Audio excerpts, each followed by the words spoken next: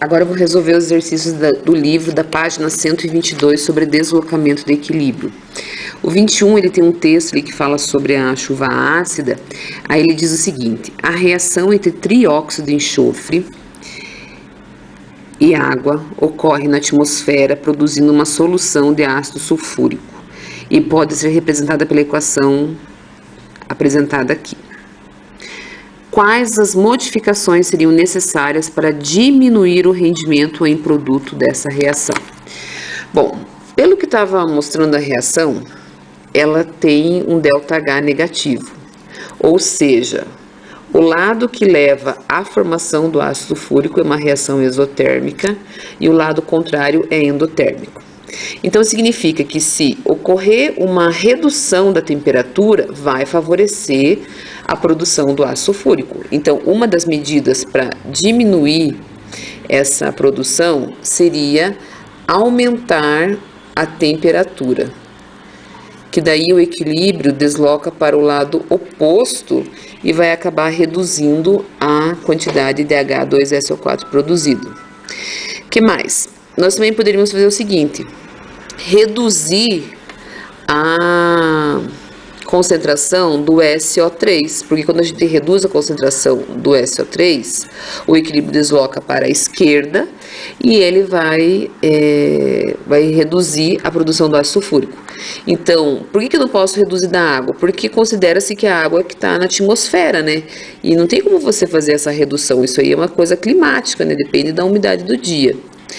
Bom, se fosse, né, um sistema fechado, nós também poderíamos pensar em questão de pressão, né?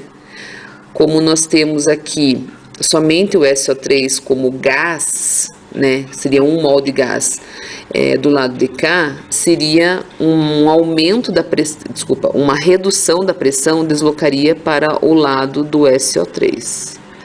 Uma redução da pressão. Então, os três fatores, eles deveriam ser trabalhados dessa forma para ocorrer a redução da produção do ácido sulfúrico. Letra B. Além da vegetação alterada, quais os danos ambientais que essa chuva pode causar? Bom, essa é uma questão mais, assim, social, mais geral, né? Danos ambientais.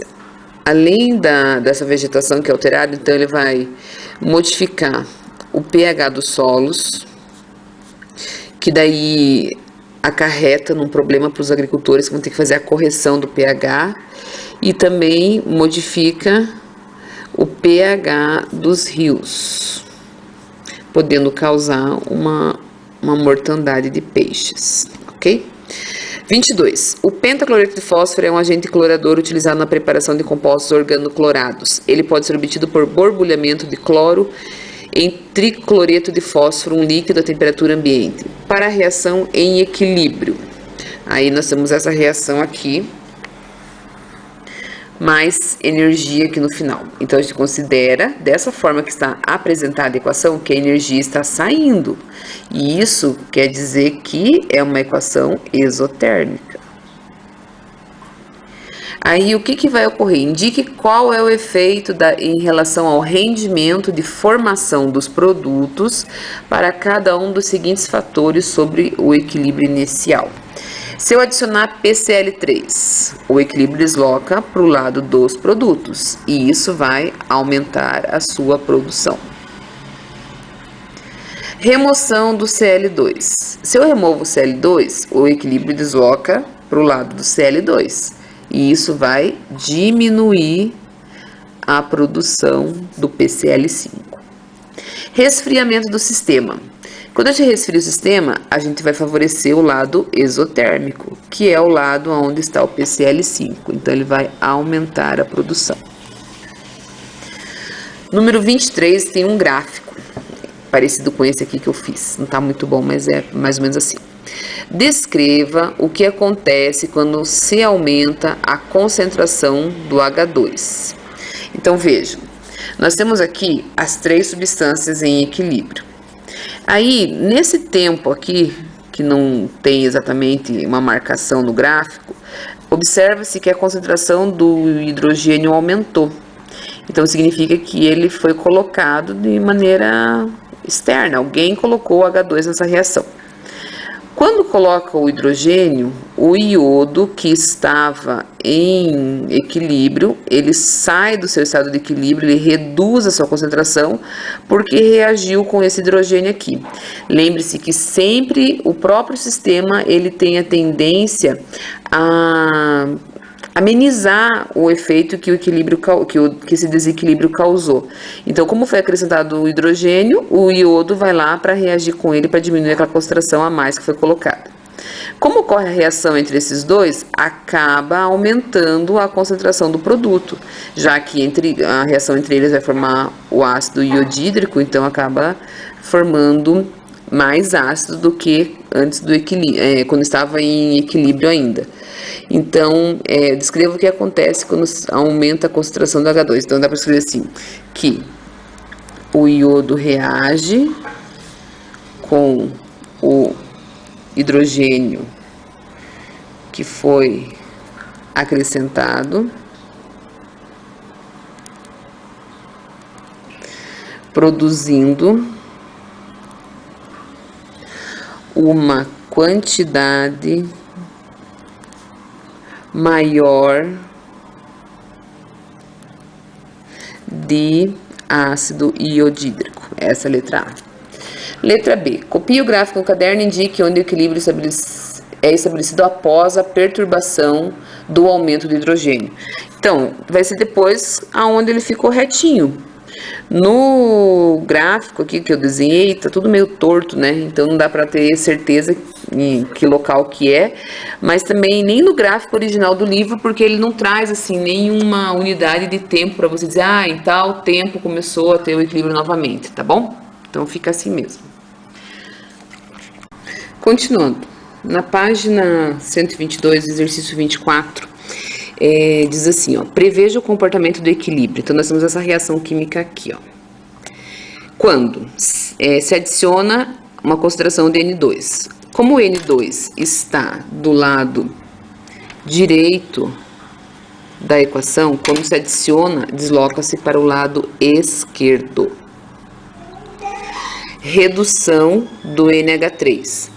Quando retira uma substância, o equilíbrio desloca para o mesmo lado. Então, se retirar o NH3 que está na esquerda, o equilíbrio permanece na esquerda.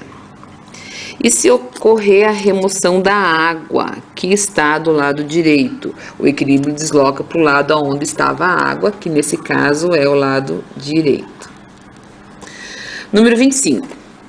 Uma mistura de hidrogênio com iodo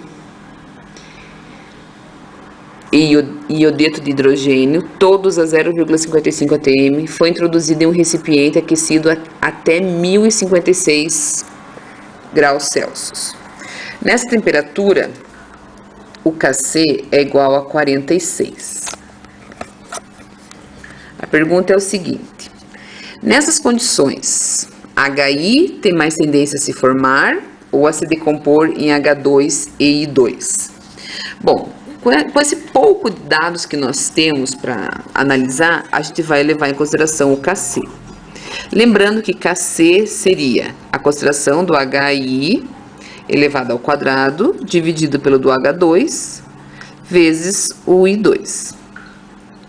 Como Kc é um número positivo, no caso 46, a gente subentende-se que a concentração do HI é maior do que a concentração dos reagentes, para ter dado um valor positivo.